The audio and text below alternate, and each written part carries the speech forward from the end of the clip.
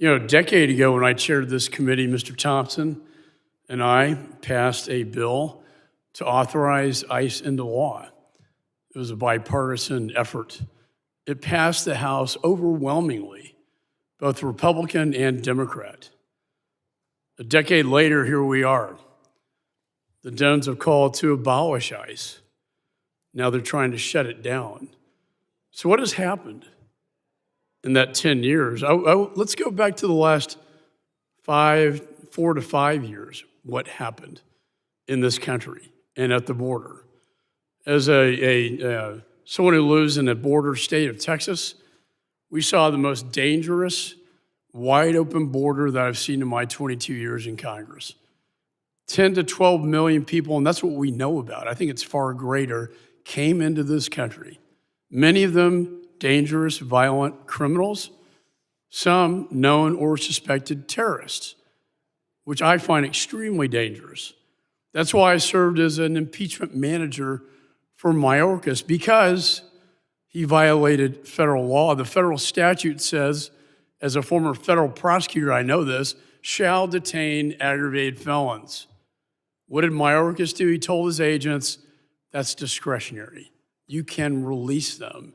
As a result, we had tens of thousands of aggravated felons left on the streets of America to roam freely, not to mention the human and sex trafficking of children, Mr. Lyons, as you pointed out. So what is the administration trying to do? They're trying to remove a public safety threat from the United States of America. That is their job. Restoring public safety should be the number one priority. And one of the problems here, as I examine it, is that Minnesota, Minneapolis in particular, is a sanctuary city. What does that mean? That means that it's a magnet for illegal. They're protected under the current situation because state and locals will not cooperate with federal law enforcement. In fact, Mr. Lyons, is it not true that they were not honoring ICE detainers that were put on dangerous felons in prison so that you could remove them from the United States? That is correct, sir. The detainers were not honored at the local level in Minneapolis. This is the number one violation. In addition, the rhetoric on the left led to over 1,000% increase in assaults on ICE officers, an increase of over 8,000 of death threats to them.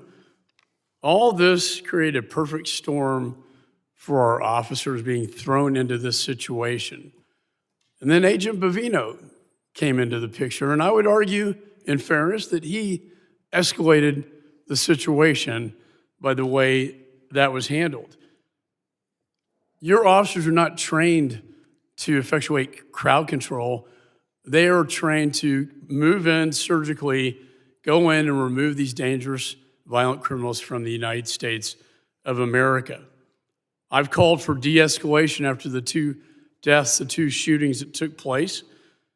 I believe that these roving patrols should be done at the border rather than in the major cities of the United States.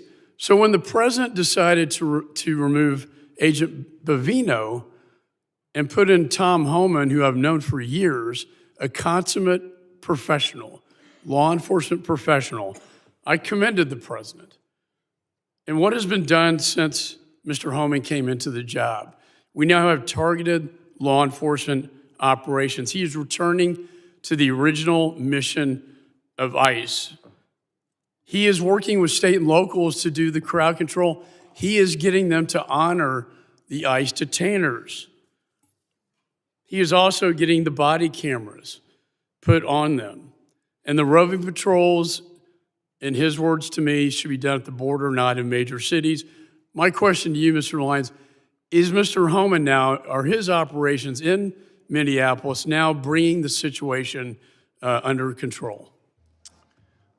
So we've seen a de-escalation in the fact that the protests, while they still go on, have subsided, and ICE has been allowed to do their targeted, intelligence-driven enforcement operation. Just the other night, local authorities arrested 54 protesters at the local level where ICE officers did not have to be engaged in that.